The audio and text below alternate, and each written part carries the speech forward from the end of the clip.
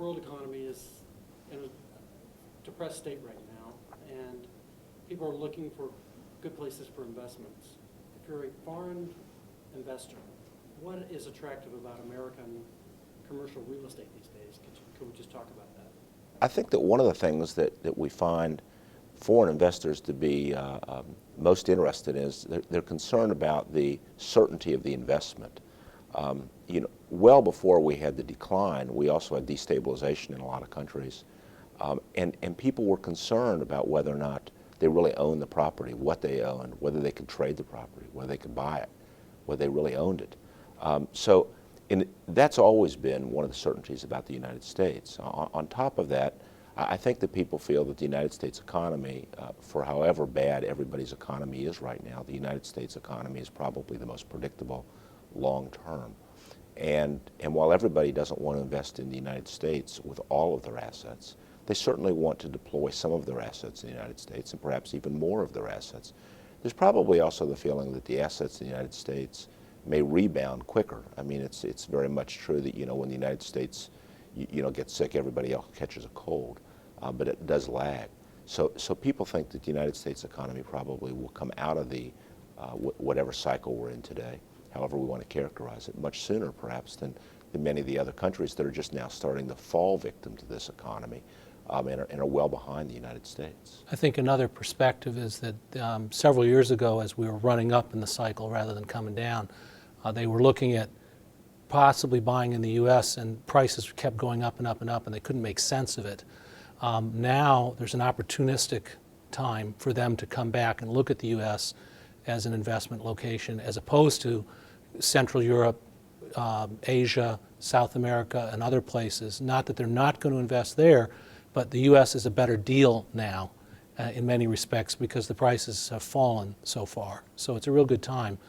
That, along with currency valuations, have perhaps given them a reason to look back here as well. One of the things, a year ago, January, our firm was one of the sponsors of a wonderful conference in Israel, as it turned out, that dealt with private real estate investment. And what came through loud and clear in that investment was in that conference was that sophisticated real estate investors are really interested in the characteristics. They don't really care altogether about the United States. They're looking at opportunity across the world. And while we may be looking in Atlanta at the west coast of the United States or somewhere else in the United States, they may be looking at Africa or the Far East or the United States or Australia.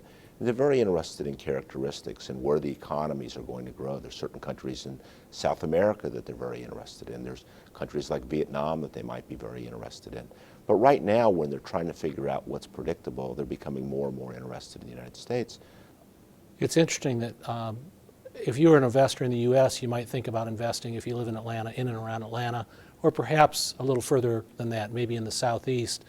But you probably wouldn't invest in Washington State or California unless you knew someone or knew a specific property. Investors from overseas are willing to look anywhere. So that's anywhere in the U.S., it's anywhere in North America, it's anywhere else in the world. So if you're from a small country like Dubai and you have a lot of money to invest, you're going to look all over the world and you're going to allocate your investments across a portfolio of opportunity, some of which are going to be in the U.S. And we think they're looking back here now in large part because of the decline in prices. Is there any benchmark on how far they've declined?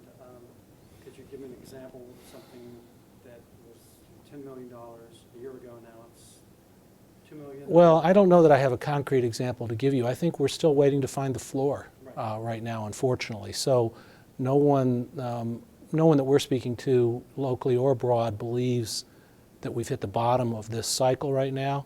We certainly hear from lots of folks that they have investment capital on the sidelines waiting to come in, and they're trying to get a signal that the timing is right.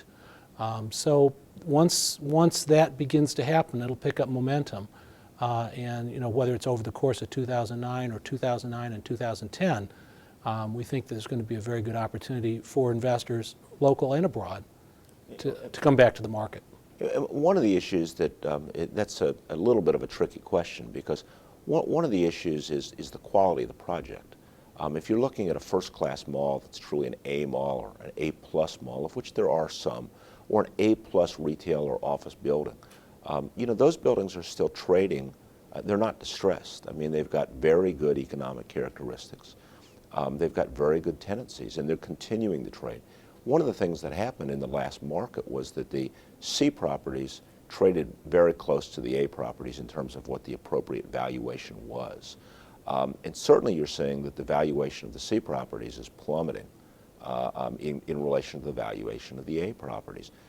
That really, in some ways, is just a normal adjustment as well. You're also seeing probably a tremendous discount on raw land. I mean, people that are holding tremendous tracts of land for home building are finding that they're looking out and they're just years out on developing that. And in some cases, the discounts on raw land, which is very, very, very hard to appraise, if you assume that it was overvalued, now you're assuming that it's a pretty good deal. But it really depends on, I think, what category you're in as to how distressed and how discounted it was. We talk with clients that are in all different categories. We represent clients that are certainly in the trophy A categories, and we represent clients that are they're very happy to do C property categories. And all of them they're good, smart people. They just have different models. And one of the secrets, I might add, is for people to stay in a model that they're comfortable with. And we try to talk with our clients and people that we work with about what really are their goals. And if they understand something well, they need to continue to brand what they're doing as opposed to say, well, that's good, and that's good, and that's good, and that's good. It's that lack of focus that oftentimes causes the stress. I think another important factor for foreign investors coming here is that it's important to have a strategic alliance. They need to have U.S.-based partners, if you will, that are there on the ground with knowledge that's local, because real estate at the end of the day is it's a local business, and it's about being successful in the sub-market that each piece of property is in. So one of the things that we're trying to do, working with inbound investors that we deal with from, whether it's from Germany or England or Israel or Dubai, is to try to find relationships where we can make an introduction and they can get comfortable, and if they make one investment and that seems to work well, then they'll do another one, and they'll get a programmatic approach to the investments rather than a one-off approach. And I think that's real important for them to find a relationship that works. Yeah, they're far more likely to visit their partner or their asset manager or their lender or their equity partners than they are to really visit the property. I mean, they're not terribly interested in what city it's in. They are interested in who they're doing business in and around and why the property fits into their portfolio. But whether it's in Atlanta or not in Atlanta, they're really interested in the characteristics and the people. And quality people want to find quality people. And that's where law firms or consultants, brokers, really can add value by making those introductions, by making those good introductions, and similarly, by not making introductions that simply are a waste of time.